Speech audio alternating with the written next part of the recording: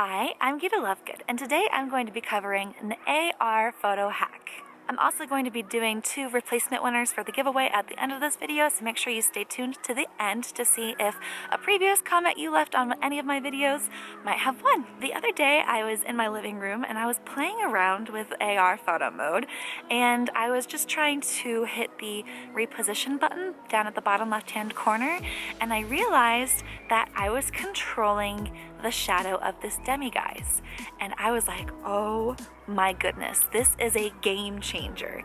And so I switched around, and this actually worked on multiple photo modes. Earlier today I was also playing around at a local mall that I like to go play at. I did not talk to the camera because there was Christmas music playing and I did not want to get any kind of copyright strikes, but I will be throwing in some of that footage randomly. Really quick, I want to talk about one of the first things I learned in art school. One of the keys to making any kind of art that is not real look more real is to pay attention to the lighting. In art school, whenever you're drawing a project, they tell you to pay attention to the light source. If you think back to your younger school days, you might remember little art projects where you had to draw certain shapes or apples or fruits or whatever. Those were trying to teach you about light and shadow and light source. So they probably taught you how to make sure to have the curvature for the orange or whatever, or make sure you have the cylinder curvature correct for the shadow and pay attention to where the light is. With AR photos, the same rule applies. If you want your photo to look very realistic, you are going to need to pay attention to the shadows and see the shadows around you. And you're going to want to try to match up the shadow of the AR figure that you're trying to take a photo of. Some of the photos that I really wish had turned out well but didn't, they looked really wonky because my shadow was obviously different than, say, Luna's. So if you were looking at the photo, you could see that my shadow was going this way and Luna's shadow was going that way. And you're like, wait, how in the world did that happen? It's an instant giveaway that it's fake. There are a few ways that I've been able to trick my AR photo mode into doing this glitch. The glitch is actually really cool. One of the first things that I like to do is open up my registry and immediately tap this upper left-hand photo button. This is going to just show you only the things that are photo capable. Then I try to switch over to what I want to take a photo of and go into it. Immediately, I'm going to tap the reposition button, and I'm going to closely watch the minor details to see if the shadow changes. On the demiguise, what I like to do is watch his tail. His tail, for me, is a big giveaway on if the shadow is moving. Sometimes they will go off the frame, but if you just keep clicking, they'll pop back on. So for this, it does not seem like the shadow is moving because every single time I'm clicking, I can see this little tip of tail that's dipping into the sunlight and dipping out. Now what I do is I click out, and then I click the photo button in the top left-hand corner again. Now I go back into that same thing and just go into the regular photo mode. And again, I try to do the recenter trick.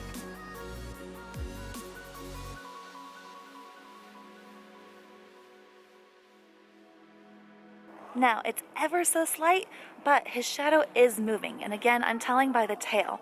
This time the tail is actually moving into the sun when it's at the end of the movement.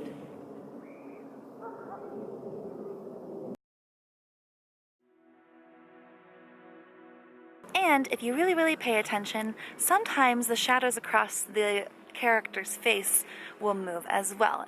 It's harder to tell on the humans, but the animals, like particularly the demiguise, is really easy to tell if the shadow's moving across his face. So I'm just going to do a quick little time lapse so you can see the shadow moving around him.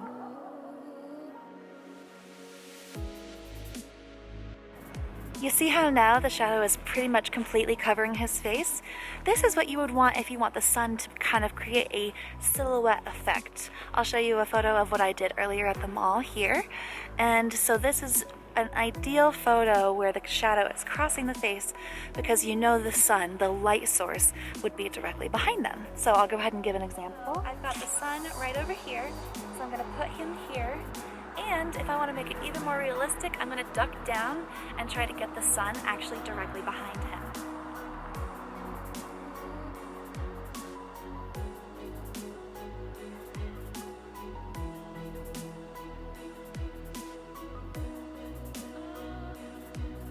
Now, for this picture, the demiguise is unrealistically large for his size compared to humans, but I did that so you would get the gist of seeing what a silhouette picture looks like. Right now, since the sun is actually directly behind me, as I'm sure you can see, what I'm going to do is I'm going to try to get the shadow of my demiguise to go directly the opposite direction of the sun.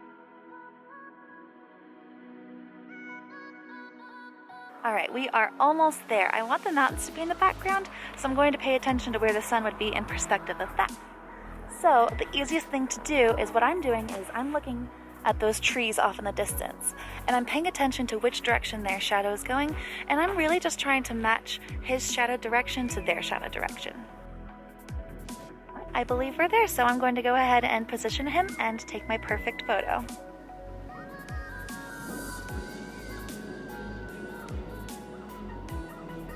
Now that I've taken it, I realize that my shadow is still slightly off, so I'm going to slightly reposition it more. There we go. I feel like that's the perfect shadow.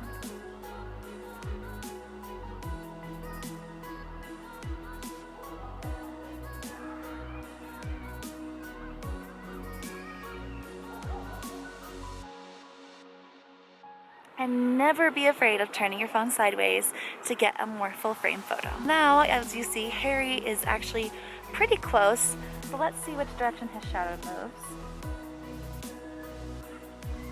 Oh, okay. That is moving drastically fast and large, so when the shadows are jumping like Harry's is right now, it's a lot harder to get a precise photo, but it's gonna be faster, so it's give and take, you know?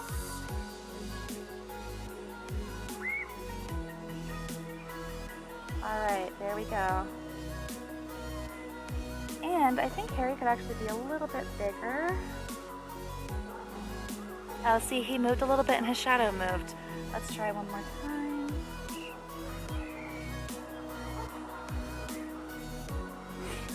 Oh, wow. Quite dashing, might I say. Finally, I'm going to show you 3 side-by-side photos to show you the difference of how much this lighting really affects the picture. Alright, so for Buckbeak, I'm actually having trouble triggering him. So for the last trick, what I like to do is I like to go completely out of the registry again. And then I just really keep trying those first 2 tricks over and over until I can get the shadows to work.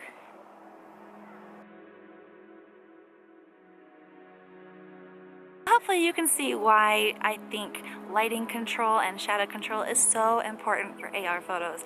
Niantic did respond to me and said that they would pass along the word to the people that, you know, have control over it to see if maybe this can be a actual feature. I'm not sure if this is supposed to be in the game or not, but I do know I'm going to be taking advantage as long as I can. I would love to see any of your photos if you happen to be able to do this yourself. Now I'm going to jump on to the 2 replacement winners for my first giveaway. And since I had so much trouble getting in touch with people, I'm going to make this one giveaway a little bit easier, and I'm only going to pick people from the last video that I posted. In the future, I am going to go back to going to random videos and letting Siri choose the video and choose the comments, but we are getting really close to Christmas and I would like to get these sent out before Christmas hits, so that's what I'm doing. So it looks like this video has 30 comments on it. Pick a number between 1 and 30. 18. Alright.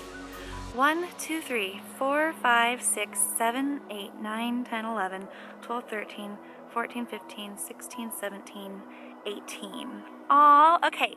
Jenny Adams, thank you so much for posting that I help you get through your work day. That honestly made my day. That was so sweet.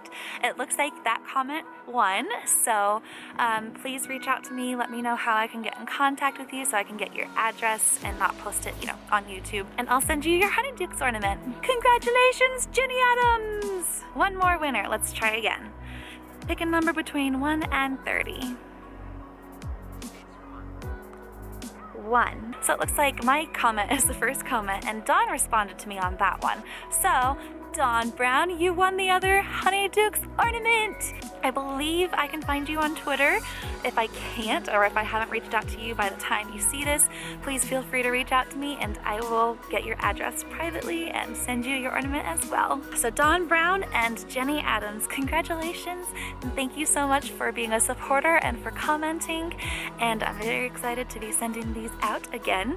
Hopefully, again, you guys will see this and respond. And like I said, in the future I will be choosing videos randomly with Siri. I just really wanted to make sure that I could get these out by Christmas, so I hope you understand, those of you that didn't win. But of course, every single comment I so much appreciate. I really wish I had the capability of sending every single one of you gifts. Like, I know those of you that are super supporters are going to keep winning, just like Wonder Woman. Like, Wonder Woman literally won this one again and I had to do a redrawing, so if that tells you anything, she comments on every video and she's just won like 3 times. So yeah, this method seems to be working out. I hope it works out. And I'm so excited that all of you guys liked the idea. That just brought so much joy to my heart. Okay, I'm going to be jumping back into the Fortress 101 series on Thursday, I hope. So look forward to that.